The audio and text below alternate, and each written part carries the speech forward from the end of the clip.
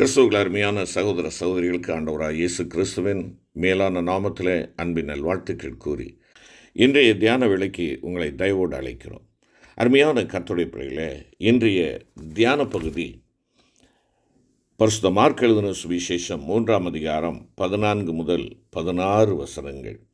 தியான வசனம் பரிசுத்த யோவான் எழுதின சுவிசேஷம் 8ஆம் அதிகாரம் 29ஆம் வசனம். யோவான் 8:29. என்னை அனுப்பினவர் என்னுடனே கூட இருக்கிறார். பிதாவுக்கு பிரியமானவைகளை நான் எப்பொழுதும் செய்கிறபடியால் அவர் என்னை தனியே இருக்க விடவில்லை. என்னை அனுப்பினவர் என்னுடனே கூட இருக்கிறார். பிரியமான கர்த்தருடைய பிள்ளைகளே, கவனித்து பாருங்கள் என்று சொல்லி நாம் கடந்த நாளிலே தியானித்தோம். நம்முடைய பரலோக பிரயாணத்தை நாம் தொடங்கி கொண்டிருக்கிறோம். நாம் இந்த உலகத்திற்குரியவர்கள் அல்ல. இந்த உலகம் ஒரு அநித்தியமானது. இந்த பயணத்திலே நாம் கடைபிடிக்க வேண்டிய சில காரியங்கள் உண்டு. நாம் சாலைகளிலே செல்கின்ற பொழுது நில் என்று அங்கே வாசகங்கள் போடப்பட்டிருக்கிற அடையாளத்தை பார்க்கிறோம். கவனி என்று சொல்லக்கூடிய வார்த்தைகளை பார்க்கிறோம். எதற்காக?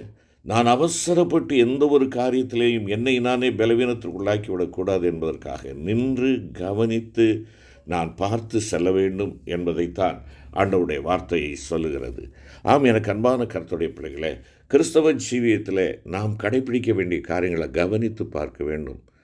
ஆண்டவரை கவனிக்க வேண்டும் என்று சொல்லி நாம் பார்த்தோம். இன்று அதனுடைய தொடர்ச்சியாக ஒருவரை நாம் பார்க்க வேண்டும் என்றால், கவனித்து பார்க்க வேண்டும் என்றால், நாம் அவருக்கு மிகவும் அருகில் இருக்க வேண்டும். அவரோடு நெருங்கிய தொடர்புள்ளவர்களாக இருக்க வேண்டும். அவரோடு அதிக நேரம் செலவழிக்கிறவர்களாக இருக்க வேண்டும்.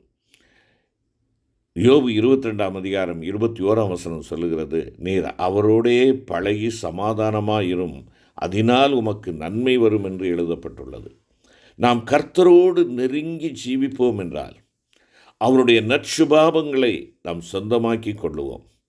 எந்த அளவுக்கு நாம் கிறிஸ்துவோடு நெருங்கி ஐக்கியமுள்ளவர்களாக இருக்கிறோமோ அந்த அளவுக்கு மாத்திரமே நாம் அவருடைய மனதை விளங்கி கொண்டு அவரை பிரியப்படுத்த முடியும்.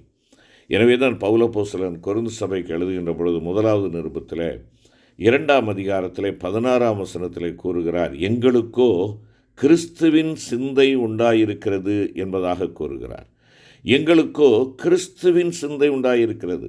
நாம் ஆண்டவராகிய இயேசு கிறிஸ்துவை கவனித்து பார்க்கும்போது மாத்திரம்தான் நமக்கு அந்த கிறிஸ்துவின் சிந்தையை நாம் அணிந்து கொள்ளக்கூடிய தகுதியுடையவர்களாக நாம் காணப்படுவோம். ஆண்டவர் உலகத்தில் இருந்த நாட்களில் பரமபிதாவோடு எவ்வளவு நெருங்கிய ஐக்கியமுள்ளவராக இருந்தார் என்பதை நாம் பரிசுத்த வேதாகத்தின் மூலமாக கண்டுகொள்ள முடியும். நான் தனித்திருக்கவில்லை, நானும் என்னை அனுப்பின பிதாவுமாக இருக்கிறோம் என்பதாக யோவான் 8:16 குறிப்பிடுகிறார். 8ஆம் அதிகாரம் 29வது வசனத்திலே நாம் பார்க்கின்ற பொழுது, என்னை அனுப்பினவர் என்னுடனே கூட இருக்கிறார்.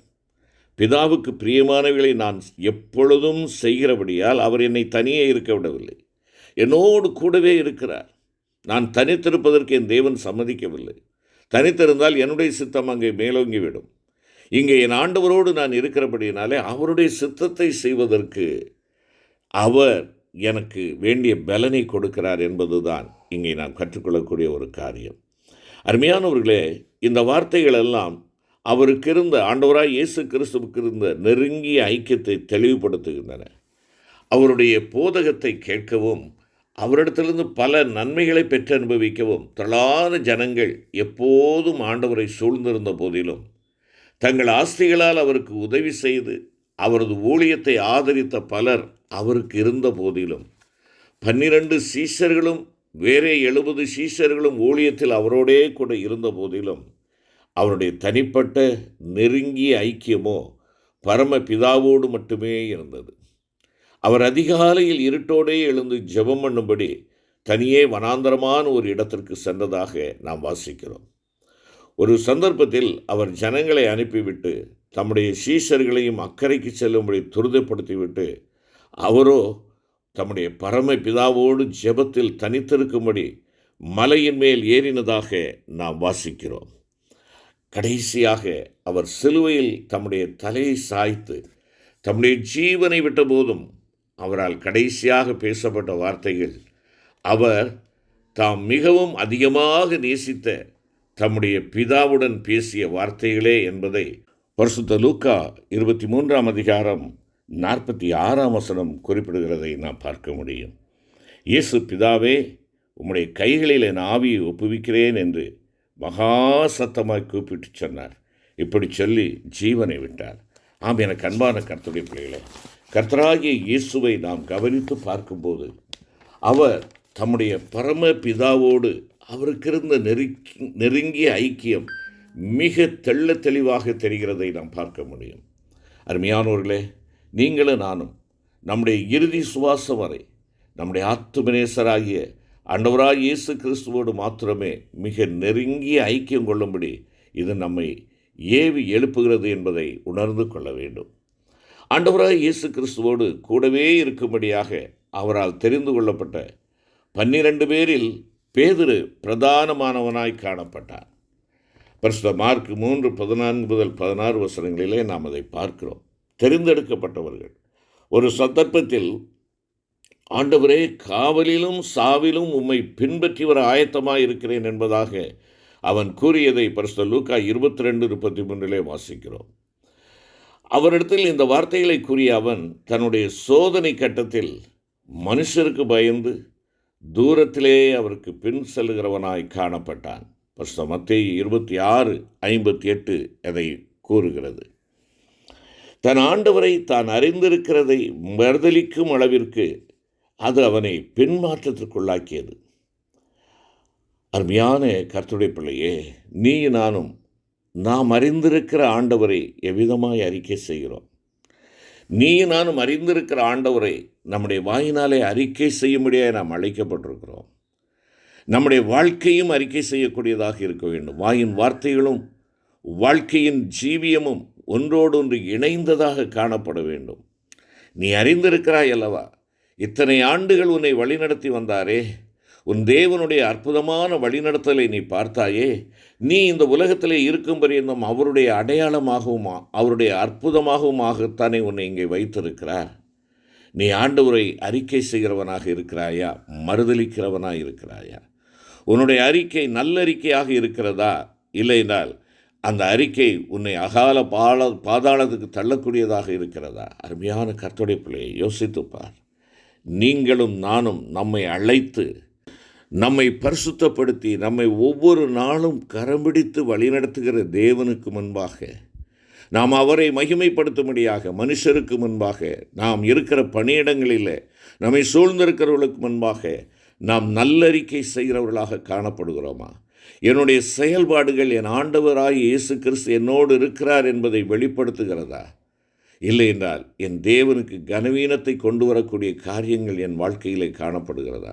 நான் அறியேன் என்று சொன்னான். இவனும் அவனோடு இருந்தவன் என்று சொல்லி அவனை குறித்து சாட்சியின் வார்த்தை சொல்லப்படுகிறது. ஆம், அருமையான கர்த்தருடைய பிள்ளைகளை, நீங்களும் நானும் ஆண்டவரோடு கூட இருந்தவர்கள் என்பதை அவர்கள் சொல்ல வேண்டும். என் செயல்பாடுகள், என்னுடைய பழக்க வழக்கங்கள், என்னுடைய பலவிதமான நேரங்களிலே என்னுடைய வாயின் வார்த்தைகள், இவைகளெல்லாம் எல்லா சூழ்நிலைகளிலேயும் என் தேவனை நல்லறிக்கை செய்யக்கூடியதாக காணப்பட வேண்டும். இல்லையென்றால் நான் அவரை விட்டு கடந்து செல்லுகிறேன். ஆண்டவரை பின்பற்றி செல்ல அழைக்கப்பட்ட நான் அவருக்கு தூரமாக செல்லுகிறேன். தூரமாக செல்லுகின்றவனுடைய வாழ்க்கை விடுதலை கொண்டு வந்துவிடும், வேதனையை கொண்டு வந்துவிடும் என்பதை மறந்து போகாதே. ஆம், அவன் சோதனை கட்டத்தில் மனுஷருக்கு பயந்து தூரத்திலே அவருக்கு பின் செல்லுகிறவனானான்.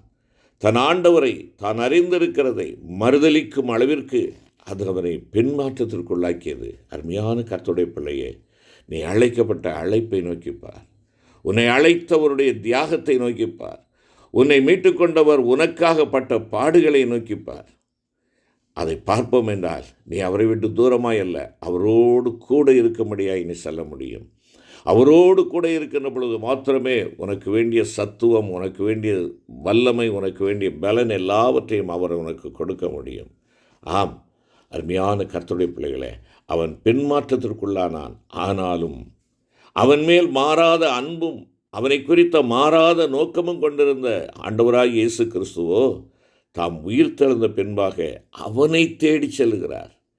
அவனை தேடி சென்று அவனது தோல்வியின் காரணத்தை அவனுக்கு மறைமுகமாக உணர்த்தி, என்னை பின்பற்றி வா என மீண்டும் 2 முறை அவனை அழைத்து அவனது அழைப்பில் அவனை உறுதிப்படுத்தினார். அருமையான கர்த்தருடைய பிள்ளையே, நீ உன் அருமை ஆண்டவரோடு நெருங்கி ஐக்கியம் கொண்டிருக்கிறாயா? சங்கீதக்காரன் 73:23 கூறுவது போல, நான் எப்பொழுதும் உம்மோடு இருக்கிறேன் என்ற வார்த்தை உன்னுடைய ஜீவியத்தின் அனுபவமாக இருக்கிறதா? அல்லது நீ தூரத்திலே அவருக்கு பின் சென்று கொண்டிருக்கிறாயா?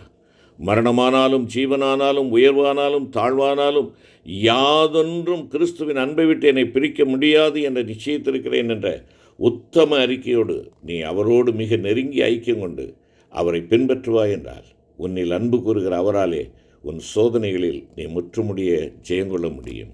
ஜெபிப்போம். கிருபை நிறைந்த ஆண்டவரே, உம்மோடு நெருங்கி ஐக்கியம் கொண்டிருக்கிறவனாய் நான் காணப்படவும், நான் எப்பொழுதும் உம்மோடு இருக்கிறேன் என்று என்னுடைய வாழ்க்கை அறிக்கை செய்யவும் ஆண்டவரே, உம்மை பின் செல்கிறேன் சுவாமி. தூரத்தில் அல்ல, உம்மோடு கூட நான் வருகிறேன்.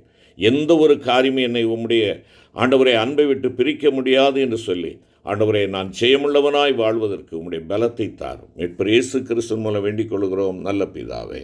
ஆமென்.